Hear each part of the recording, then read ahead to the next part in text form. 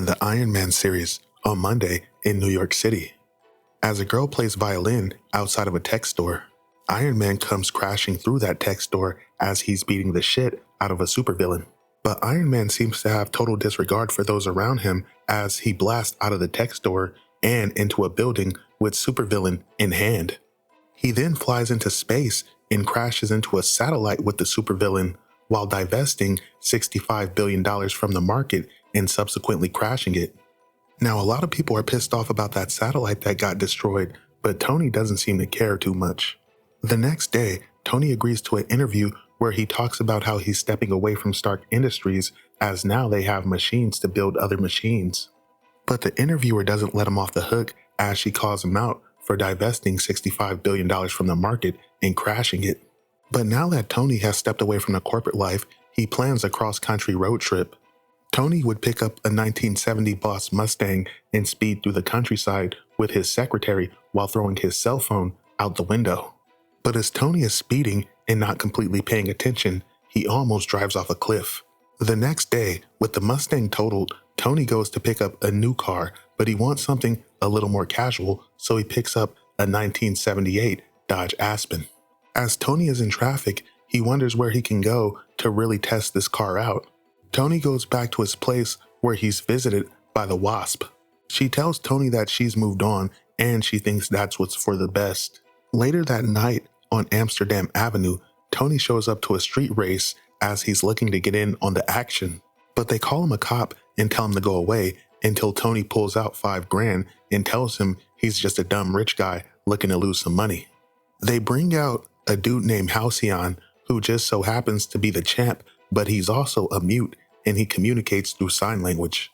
In sign language, he tells Tony to get ready to see his headlights. Tony and Halcyon get in their whips and they square off, preparing to race. As the race commences, Tony pulls out in front, but Halcyon is in a red El Camino, and unfortunately for Tony, Halcyon is on that ass. As the two come down the home stretch, Halcyon pulls in front of Tony and takes the win. Halcyon tells Tony, "Come back if you ever want to lose another $5,000. Later that night, at a party, Tony would be approached by all kinds of rich people looking to bring him on for business ventures. But Tony tells them he's retired. But as the night goes on, Tony runs into an old friend in Patsy Walker. Tony invites Patsy to the back as he wants to show her something. But as they make their way to the back, they run into another man named Fuller Tilhard, another gentleman that seems to want Tony to invest in his idea. Tilhard explains that he's came up with a way to store a lightning strike, which is the equivalent of an atomic blast. He can essentially capture lightning in a bottle. Stark tells them that's interesting, but mostly because lightning is cool. But nevertheless, these two will meet again later.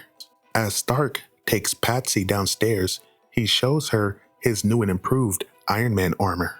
He tells Patsy let's ditch the party and go out, just Iron Man and Hellcat. Patsy suits up in her superhero attire, and Hellcat and Iron Man go out for a night on the town. But Patsy tells Iron Man he seems to be confused as it would appear he's having a midlife crisis. But as these two are sitting on the building having a heart-to-heart, they spot something peculiar, a helicopter on top of the library. As the two heroes go to investigate, they spot an old friend, a supervillain named Unicorn. Now Unicorn has a book in his hand, and as he's going for the helicopter, he's confronted by Iron Man and Hellcat. As Tony blasts Unicorn, he uses his arm to deflect the blast. But as Hellcat punches Unicorn, Unicorn blasts her with a beam from his forehead. Iron Man grabs Unicorn from behind, putting him in a chokehold. But Unicorn unleashes a burst of energy that knocks Iron Man back and gives him enough time to get to the helicopter. But as Unicorn flies off, Iron Man flies through the propeller of the helicopter, subsequently bringing the damn thing down.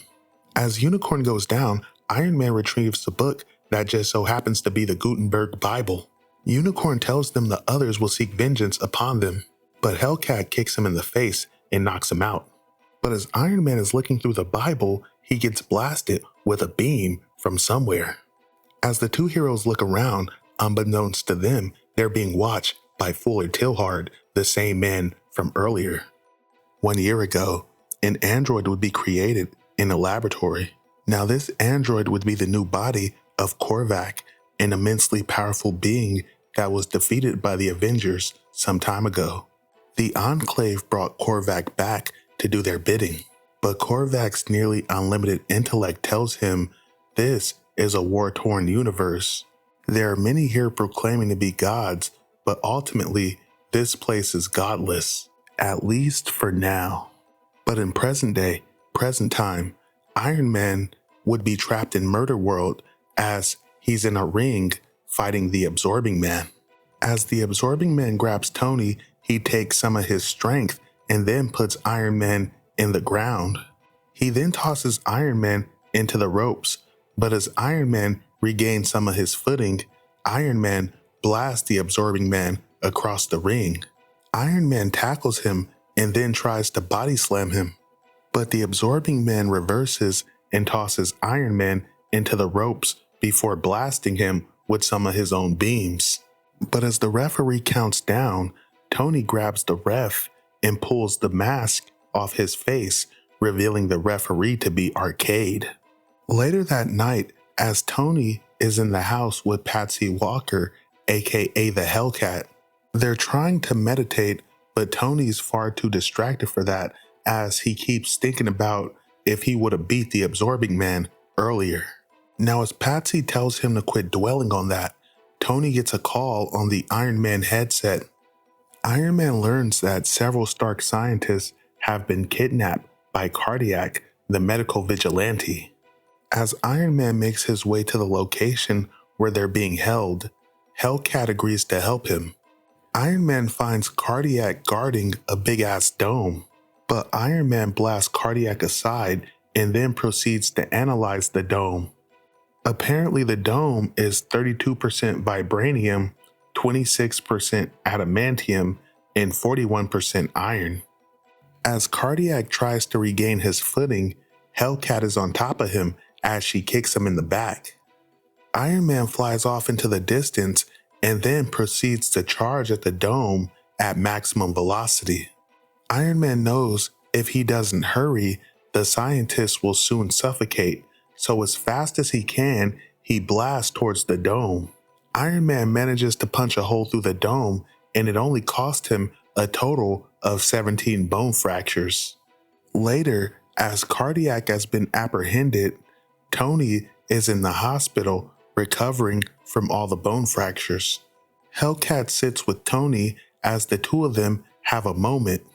But next thing they know, they hear alarms blaring in the distance as apparently a villain has escaped from the behavioral ward.